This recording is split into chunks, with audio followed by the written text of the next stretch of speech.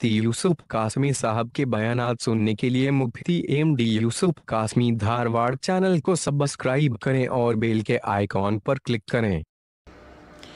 नहमदुहु व नुसल्ली अला रसूलिहिल करीम अम्मा बाद अऊज़ु बिल्लाहि मिनश शैतानिर रजीम बिस्मिल्लाहिर रहमानिर रहीम इन्ना अअतैनाकल कौसर फसल्लि लिरब्बिका वन्हर इन्न शानिअक हुवल अबतर।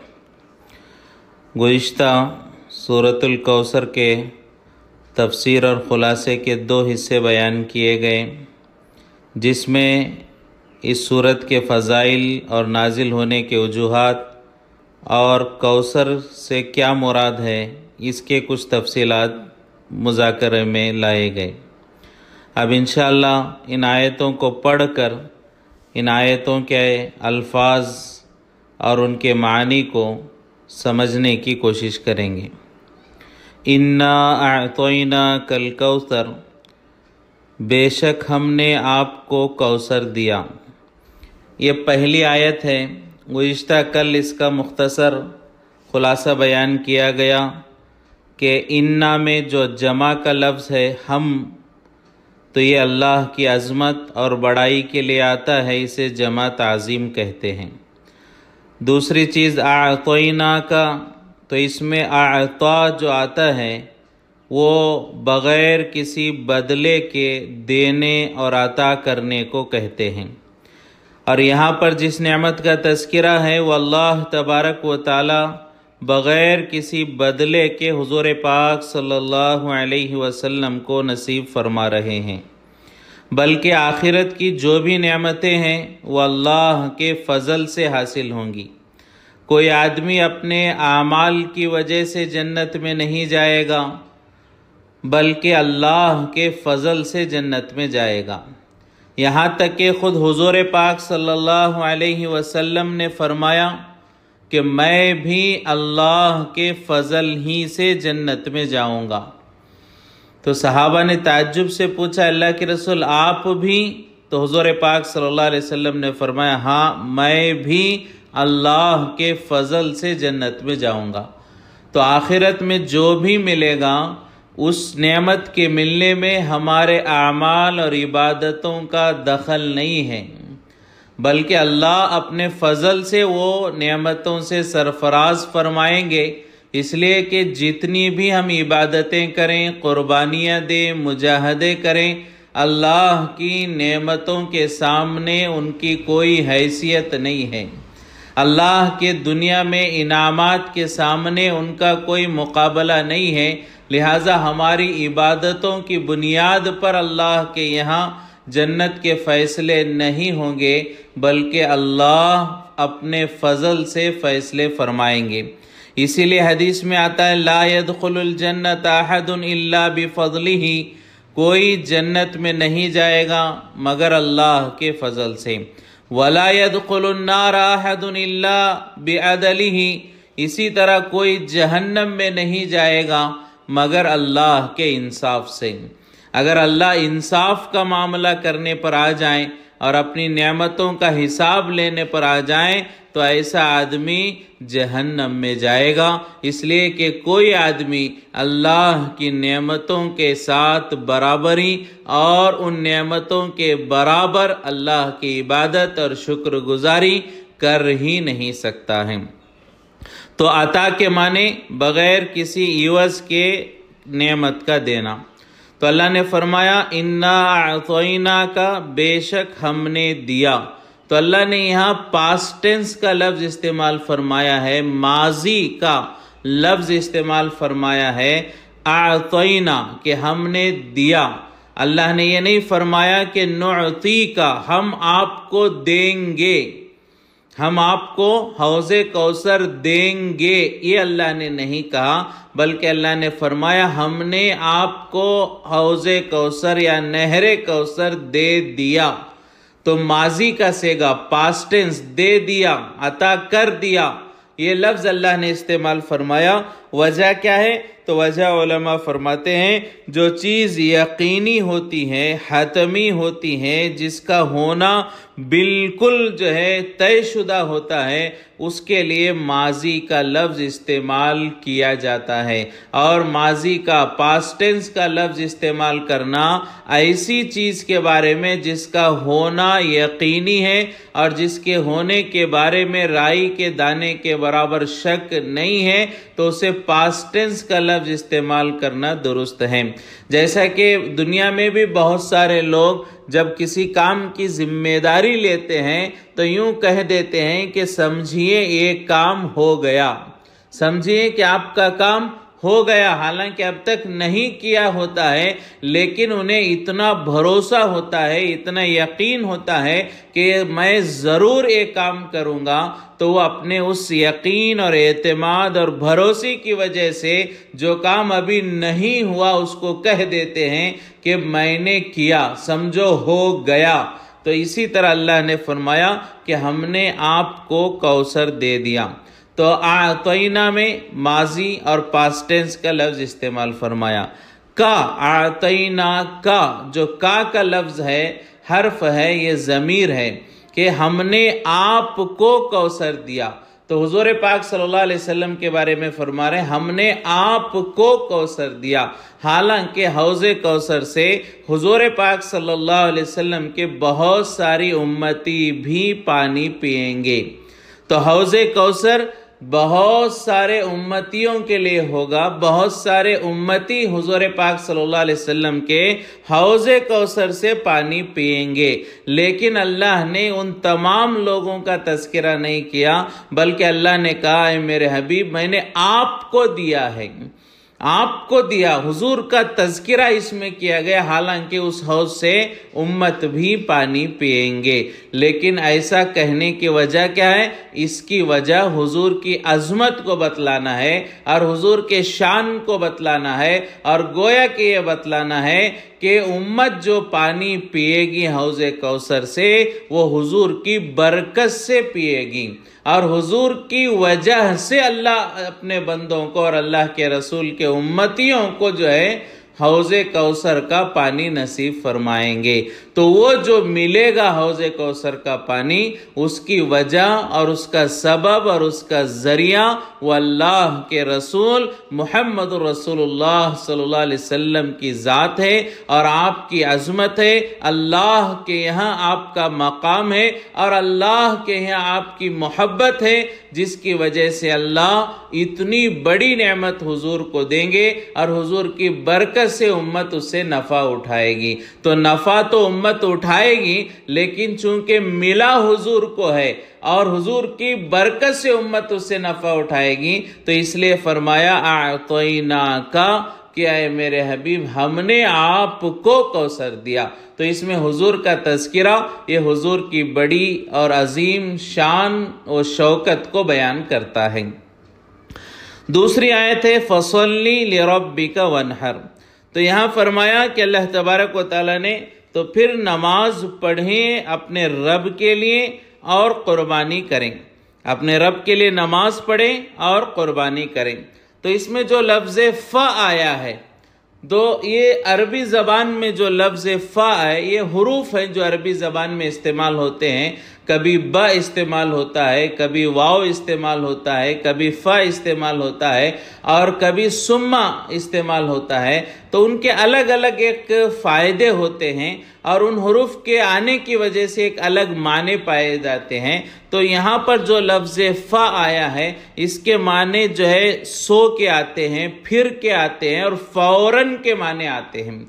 فوراً اس کے جو ہے معنی پائے جاتے ہیں، فوراً کے معنی اس کے اندر پائے جاتے ہیں۔ تو فَصَلِّ لِرَبِّكَ وَانْحَرْ، یعنی جب اللہ نے آپ کو کوثر دیا، خیر کثیر دیا، نہر کوثر دیا، حوض کوثر دیا، جو بھی نعمت اس سے مراد ہو، تو جو نعمت اللہ نے آپ کو دی ہے تو اب کیا کریں؟ فوراً اللہ کے لیے اپنے رب کے لیے نماز پڑھیں اور قربانی کریں۔ تو نعمت کے ملنے کے بعد فوراً اللہ کی طرف متوجہ ہونا چاہیے۔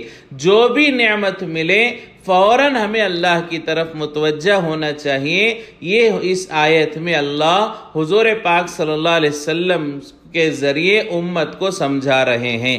فصلی، فا کے معنی ہے اللہ نے نعمت دی تو فوراً اللہ کے اپنے رب کے لیے نماز پڑھیں۔ تو فا کے معنی آتے ہیں فوراً کے، سو کے، پھر کے معنی آتے ہیں۔ تو اللہ نے نعمت دی تو پھر کیا کریں؟ پھر اللہ کے جو ہے شکر ادا کریں، نماز پڑھیں، فوراً اللہ کی عبادت کریں۔ تو فا کا تو یہ کچھ جو ہے تذکرہ ہو گیا۔ اب آگے صلی، لفظ صلی کے جو عمومی معنی ہیں، جو یہاں بھی اکثر علماء کے یہاں پر معنی ہیں، وہ نماز ہی کے معنی ہیں۔ تو اس آیت کا ترجمہ یہ ہے کہ فوراً نماز پڑھیں اپنے رب کے لیے، ونحر اور قربانی کریں۔ تو یہاں پر جو ہے صلی کے معنی اکثر علماء نے نماز کو لیا ہے کہ نماز کو پڑھیں اور اللہ کے لیے قربانی کریں، لیکن بعض علماء فرماتے ہیں صلی کے معنی شکر کے ہیں۔ یہاں پر لفظ صلی کے معنی شکر کے ہیں۔ فصلی لربک، یعنی اللہ نے آپ کو نعمت دی تو اب کیا کریں؟ فصلی لربک، اپنے رب کا شکر ادا کریں۔ تو یہاں صلی کے معنی جو ہے شکر کے بیان فرمائے ہیں۔ اور شکر کیا ہوتا ہے؟ دل کا ہوتا ہے، شکر زبان سے ہوتا ہے، شکر اعمال سے، بدن سے ہوتا ہے۔ شکر کرنے کے، شکر کا جو ہے ادائیگی کے جو ہے طریقے ہوتے ہیں۔ دل سے شکر ادا کیا جاتا ہے، زبان سے شکر ادا کیا جاتا ہے، بدن سے، اعضاء سے شکر ادا کیا جاتا ہے۔ جیسے دل کا شکر ہے کہ اللہ پر ایمان لانا، اللہ کی بڑائی اور قدرت کو تسلیم کر لینا اور اللہ پر بھروسہ کرنا، توحید کو قبول کر لینا، شرک سے بچنا۔ تو یہ جو اللہ پر یقین ہے اسے دل کا شکر کہا جاتا ہے، جو ایمان ہے اسے دل کا شکر کہا جاتا ہے۔ اور زبان کا شکر تو ہم سب جانتے ہیں کہ جب بھی کوئی نعمت ملے تو زبان سے شکر ادا کرنا چاہیے۔ یہی چیز جو ہے حضور پاک صلی اللہ علیہ وسلم نے اور اللہ نے بھی ہمیں اسی کی تعلیم و تربیت دی ہے۔ لہٰذا حضور پاک صلی اللہ علیہ وسلم کی دعاؤں میں بارہا ملتا ہے الحمدللہ الذی اطعمنا، کہ تمام تعریفیں اس اللہ کے لیے جس نے ہمیں کھلایا۔ کھانا کھلایا، فوراً اللہ کا شکر ادا کریں۔ الحمدللہ الذی اطعمنا وسقانا، پانی پلایا تو جو ہے شکر ادا کریں۔ الحمدللہ الذی احیانا، اللہ کا شکر ہے، اللہ کی تعریف ہے اس اللہ کے لیے جس نے ہمیں نیند کے بعد جگایا۔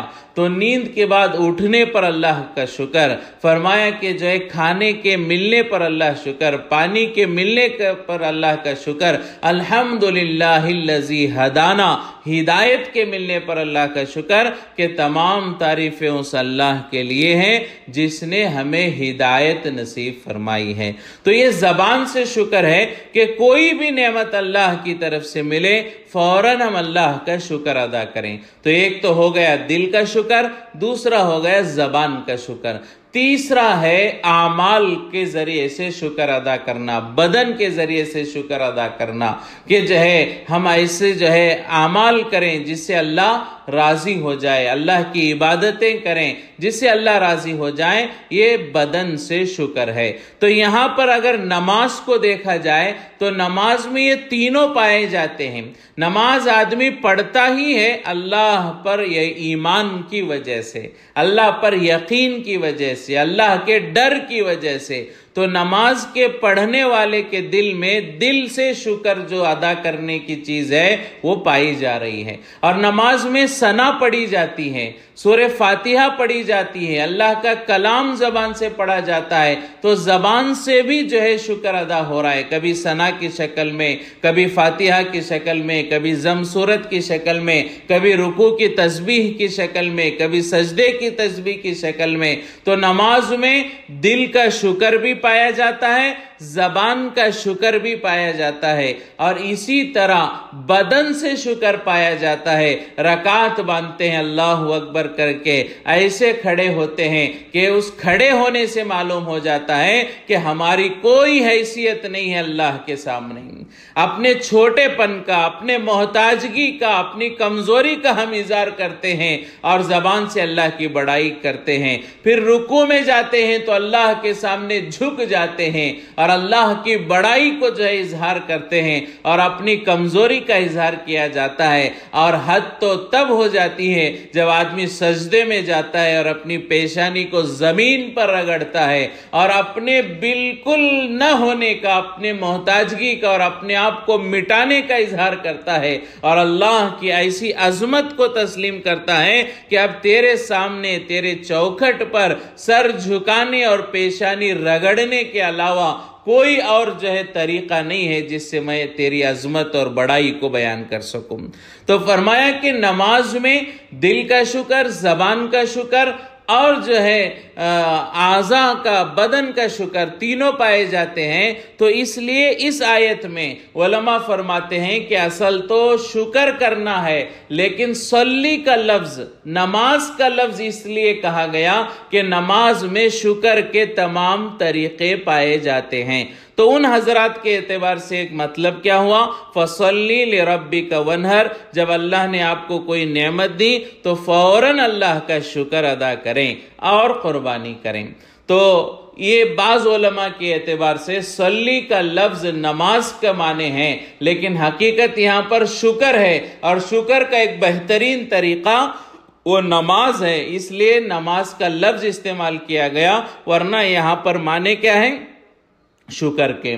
تو بعض علماء کی یہ رائے ہے اور بعض علماء کہتے ہیں یہاں پر فصلی کے معنی دعا کے ہیں، یعنی جب بھی کوئی نعمت اللہ آپ کو دیں تو فوراً اپنے رب کے سامنے دعا کریں۔ نعمت کے بعد، ملنے کے بعد دعا کرنا جو ہے یہ قبولیت کی بھی ایک علامت ہے اور بندگی کی ایک علامت ہے۔ خصوصاً فرمایا کہ جب اللہ کسی دین کے عمل کی توفیق دیتے ہیں، کسی نیکی اور جو ہے عبادت کی توفیق دیتے ہیں تو اس عبادت کے بعد فوراً دعا کرنا چاہیے، جیسا کہ حضور پاک صلی اللہ علیہ وسلم نے سکھلایا کہ نماز کے فوراً بعد دعا کی جائے، روزے کے افطار کے موقع پر دعا کی جائے اور حج میں دعائیں کی جائیں۔ تو فرمایا کہ ہر کام کے بعد، مجلس، دینی مجلس چل رہی ہے تو مجلس کے اختتام پر دعا کیا جائے۔ تو جو بھی نیکی اور عبادت ہے اس کے بعد دعا کرنا حضور پاک صلی اللہ علیہ وسلم نے سکھلایا کہ عبادت کے فوراً بعد دعا کرنا، یہ دعا کرنا بندگی بھی ہے اور اللہ کے یہاں قبولیت کا بھی ذریعہ ہے۔ تو بعض علماء فرماتے ہیں یہاں پر دعا کا مطلب ہے، ترجمہ اس کا اور مفہوم اس کا جو ہے دعا ہوگا، یعنی جب اللہ نے آپ کو کوثر دیا تو آپ اپنے رب کی لیے رب کے پاس دعا کریں اور قربانی کریں۔ تو بعض علماء کے اعتبار سے اس کا معنی دعا کے ہیں، بعض علماء کے اعتبار سے اس کے معنی شکر کے ہیں، لیکن جمہور اور اکثر علماء اور فقہا اور جو ہے ہر زمانے کے معتبر علماء کے اعتبار سے اس کے سب سے زیادہ جو صحیح معنی ہیں وہ نماز کے ہیں کہ آپ نماز پڑھیں۔ تو اللہ تبارک و تعالیٰ نے یہاں پر جو ہے اس نعمت کی ادائیگی کے لیے شکر کے طور پر نماز پڑھنے کو کہا گیا۔ تو ہر وقت میں جو ہے ہر نعمت کے ملنے کے بعد نماز پڑھنا چاہیے، اسی لیے فرمایا کوئی بھی نعمت اللہ دے تو 2 رکعت نماز پڑھ کر، صلاۃ الشکر پڑھ کر اللہ کا شکریہ ادا کریں۔ کوئی بھی مسئلہ پیش آ جائے 2 رکعت صلاۃ الحاجت پڑھ کر اللہ سے دعا کریں، اور کوئی جو غلطی ہو جائے تو 2 رکعت صلاۃ التوبہ پڑھ کر اللہ سے معافی مانگے۔ تو ہر وقت میں نماز پڑھنا چاہیے، خصوصاً نعمت کے ملنے کے بعد ہر وقت نمازوں کا اہتمام۔ حضور پاک صلی اللہ علیہ وسلم کو دیکھیں کہ جو سورج گرہن ہو گیا نماز کی طرف آ رہے ہیں، چاند گرہن پر نماز پڑھنے کو کہہ رہے ہیں، تیز آندھی کے چلنے پر نماز پڑھنے کو کہہ رہے ہیں، پریشانی پر نماز پڑھنے کو کہتے ہیں، کوئی نعمت مل جائے تب بھی حضور نے نماز کی طرف توجہ دلائی ہے۔ تو ہر کام میں نماز کو پڑھنا چاہیے اور اللہ کے ذریعے طرف نماز کے ذریعے اللہ کا قرب اور نزدیکی حاصل کرنے کی کوشش کرنی چاہیے۔ تو یہاں پر جو ہے اللہ نے یہ نعمت نصیب فرمائی تو فرمایا فوراً نماز پڑھیں رب کے لیے اور قربانی کریں، عبادت کریں اپنے رب کی اور قربانی کریں۔ تو اب اس آیت میں دیکھیں فَصَلِّ لِرَبِّكَ وَانْحَرْ کہ اپنے رب کے لیے عبادت کریں اور قربانی کریں۔ تو یہاں پر فرمایا کہ رب کا تذکرہ کیوں کیا؟ فصلی کہہ دیتے، لیکن فرمایا کہ اپنے رب کے لیے نماز پڑھو اور قربانی کرو۔ تو رب کا تذکرہ کیوں کیا؟ تو اس لیے کہ یہ جو آیتیں نازل ہوئی ہیں یہ مکے کے ابتدائی زمانے میں نازل ہوئی ہیں، اور مکے کا حال یہ تھا کہ لوگ عبادت اللہ کے علاوہ بتوں کے لیے بھی عبادت کرتے تھے، اور جانور اللہ کے علاوہ بتوں کے نام پر بھی جانور ذبح کیا کرتے تھے۔ تو اس زمانے میں عبادت غیر اللہ کی بھی ہوتی، اور نظر و نیاز اور قربانی اور جانور کا ذبح و غیر اللہ کے لیے بھی ہوتا۔ تو اللہ تبارک و تعالیٰ اس میں توحید کا سبق دے رہے ہیں کہ عبادت بھی اللہ کے لیے ہو اور قربانی بھی اپنے رب کے لیے ہو۔ تو فرمایا کہ شرک سے بچنے کی گویا کہ ترغیب دی جا رہی ہے، اور مکے والوں کے اس جو ہے بد عقیدگی کے متعلق اللہ یہ ترتیب بتلا رہے کہ عبادت اللہ کے علاوہ کسی کے لیے نہیں ہونی چاہیے، قربانی بھی اللہ کے علاوہ کسی کے لیے نہیں ہونی چاہیے۔ تو اسی لیے اللہ نے فرمایا فَصَلِّ لِرَبِّكَ وَانْحَرْ اپنے رب کے لیے نماز پڑھیں، وَانْحَرْ قربانی کریں۔ وَانْحَرْ کے معنی کیا ہے؟ یہاں پر فرمایا ذبح کرنا۔ اردو میں تو یہی لفظ استعمال ہوتا ہے ذبح کرنا۔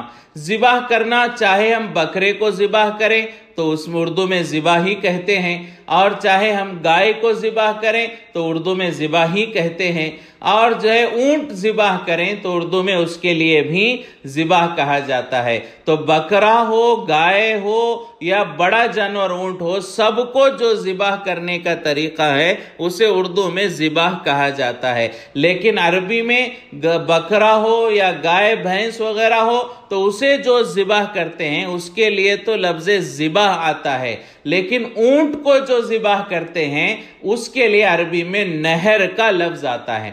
یہاں جو اس آیت میں ہے ونہر، تو یہاں پر جو نہر کا لفظ استعمال ہوا ہے یہ بڑے جانور کو ذبح کرنے کا جو طریقہ ہے اسے نہر کہا جاتا ہے۔ نہر میں یہ ہوتا ہے کہ اونٹ کو جو ہے اونٹ کے وغیرہ کے بڑے جانور کے پیر کو باندھ دیا جاتا ہے، جانور کو کھڑا کر کے، اونٹ کو کھڑا کر کے پیر کو باندھ دیا جاتا ہے، اور نیچے سے چھری سے نیزے سے گلا کاٹ دیا جاتا ہے۔ تو یہی وہ شکل ہوتی ہے اونٹ میں جس سے پورے بدن کو جو ہے بدن کا بہتا ہوا خون نکل جاتا ہے، اور یہ شرعی طریقہ ہے جو ہے اونٹ کے حلال ہونے کے لیے اور اس کا ذبح درست ہونے کے لیے یہ نہر کا طریقہ ہے، یعنی اس کے پیروں کو باندھ دیتے ہیں اور جانور کھڑا ہی ہوتا ہے، نیچے سے گردن پر چاقو چلا دیتے ہیں۔ بھینس گائے وغیرہ میں اور بکرے میں جانور لٹا کر اسے ذبح کیا جاتا ہے، لیکن اونٹ کو کھڑا ہی ذبح کیا جاتا ہے۔ تو اونٹ کو جو ذبح کرنے کا طریقہ ہے اسے نہر کہتے ہیں۔ تو یہاں پر اللہ نے نہر کا لفظ استعمال فرمایا، یعنی گویا کہ بڑے جانور کی قربانی، یعنی بڑی قربانی کے بارے میں اللہ نے تذکرہ فرمایا۔ تو اس انداز سے بھی علماء فرماتے ہیں کہ یہ سورت، جیسا کہ اس سے پہلے کہا گیا کہ ایک معجزہ ہے، یہ ایک سورت معجزہ ہے۔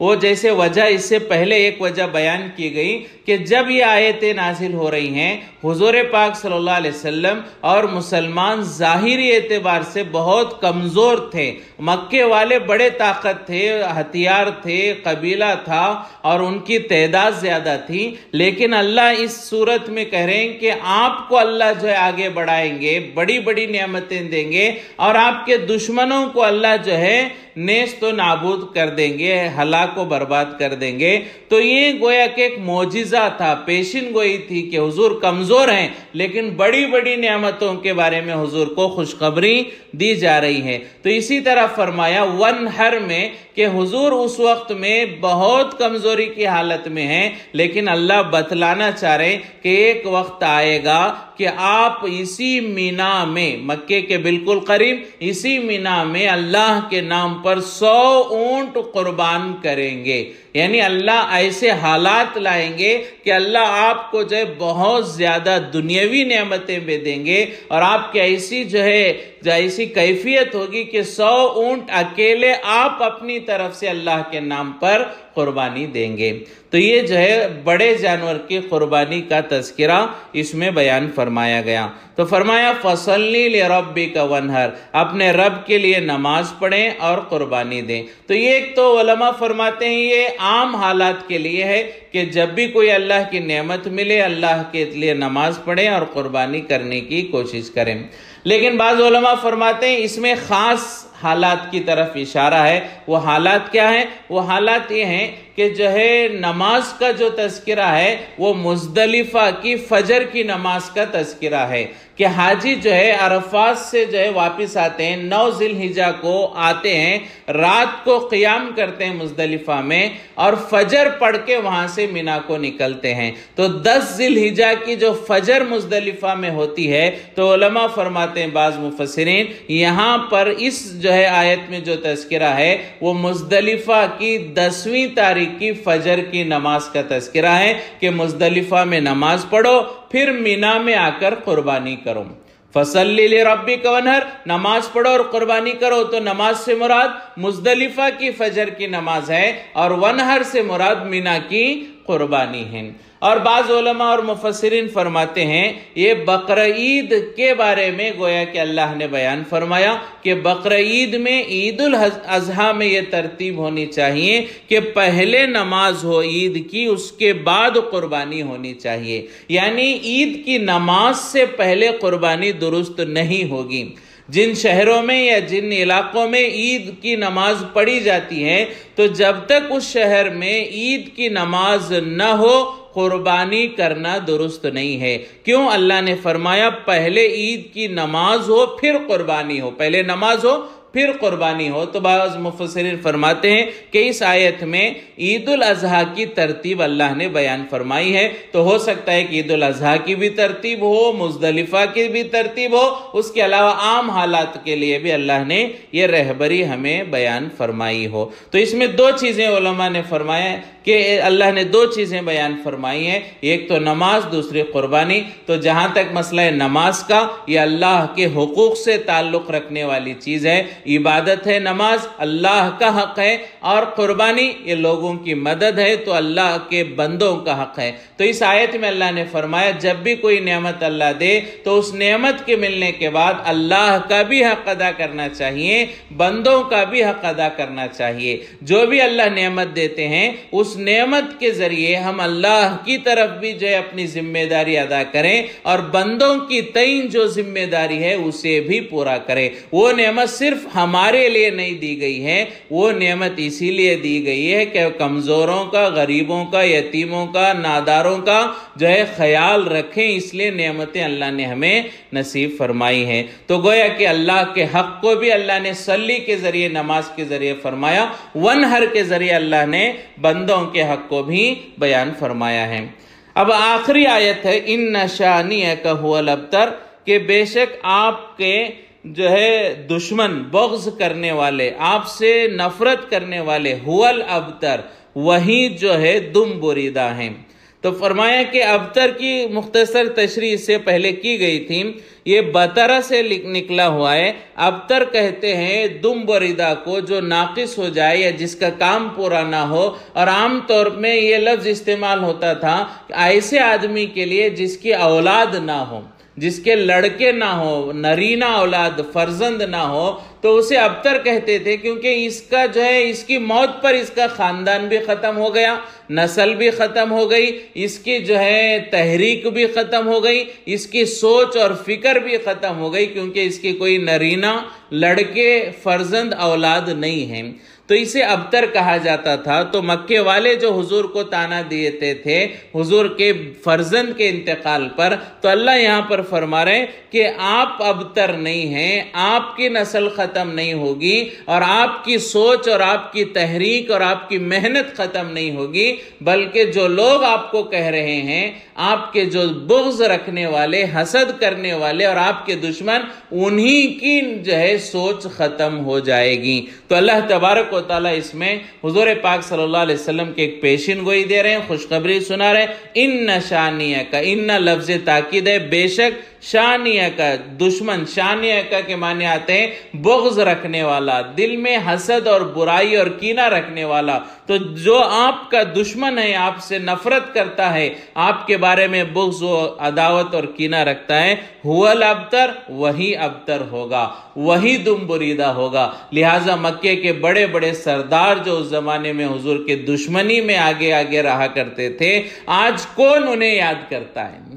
کون ان کا تذکرہ کرتا ہے؟ حالانکہ حضور پاک صلی اللہ علیہ وسلم کا تذکرہ آج تک جاری ہے، قیامت تک حضور کا تذکرہ چلتا رہے گا، اور آپ کی نسل چلتی رہے گی، اور آپ کی سوچ اور فکر کو لے کر چلنے والے ہزاروں لاکھوں اللہ والے علماء، حفاظ، مجاہدین، محدثین، مفسرین قیامت کی صبح تک دنیا میں پیدا ہوتے رہیں گے، اور مرنے کے بعد میدان حشر میں ایک بڑی جماعت ہوگی، ایک جمع غفیر ہوگا حضور پاک صلی اللہ علیہ وسلم کے امت کا، جو ہے حضور کے پیچھے چل کر جنت میں جانے والا بنے گا۔ تو یہاں پر حضور کی جو ہے نسل بھی آگے بڑھی، روحانی نسل بھی آگے بڑھی، اور آپ کا لایا ہوا دین پورے دنیا میں پھیل رہا ہے، اور اللہ کا وعدہ ہے کہ ہر کچے اور پکے گھر میں اللہ قیامت سے پہلے ضرور پہنچائیں گے۔ تو حضور کے جو بارے میں ابتر کہتے تھے وہ تو صحیح نہیں ہوا، البتہ جو اللہ نے کہا تمہارے دشمن ابتر ہوں گے، ان کا تذکرہ مٹ جائے گا۔ لہٰذا آج کون ہے جو عاص ابن وائل کو جانتا ہے، عتبہ اور شیبہ کو جانتا ہے، ولید ابن مغیرہ کو جانتا ہے، ابو جہل کو جانتا ہے؟ کوئی نہیں جانتا۔ جانتا بھی ہے تو ناراضگی کے ساتھ، نفرت کے ساتھ جانتا ہے، اور نام لیتا بھی ہے تو خوشی سے نہیں، لعنت اللہ علیہ، اللہ کی لعنت اس پر ہو، یہ کہہ کر نام لیتا ہے۔ تو جو اللہ کے رسول کے دشمن تھے، اللہ نے فرمایا کہ وہی ابتر ہوں گے، انہی کی نسل اور انہی کا سلسلہ ختم ہوگا، ان کی سوچ ختم ہوگی، لیکن میرے حبیب آپ کی سوچ قیامت کی صبح تک باقی رہیں گی، اور آپ کا مقام دنیا میں بھی لوگ دیکھیں گے، مرنے کے بعد میدان حشر میں بھی آپ کا مقام دیکھیں گے، لوگ حسرت کریں گے، رشک کریں گے کہ کیا مقام اللہ نے اپنے حبیب کو نصیب فرمایا ہے۔